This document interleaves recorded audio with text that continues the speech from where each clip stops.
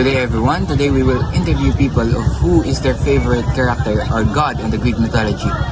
I am Che Gabriel and I will be your guide for today. For the interview today about our topic.